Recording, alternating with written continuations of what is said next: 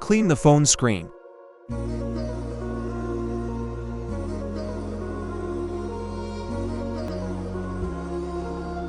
Fold the sheet sideways and remove the cut from the sheet.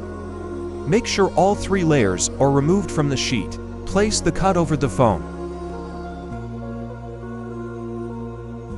Check if the alignment is correct. If the alignment is incorrect, lift all the 3 layers and adjust the alignment.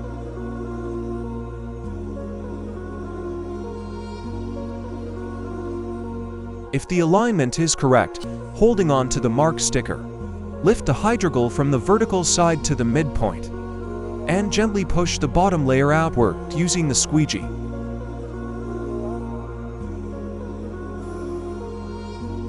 Follow the same procedure on the opposing side.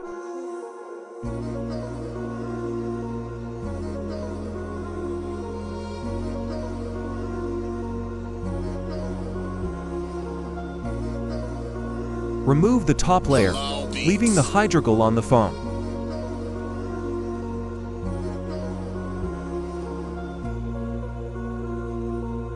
Using the squeegee, push out the bubbles in the corners. The bubbles, lines, and shades will disappear automatically within 24 hours.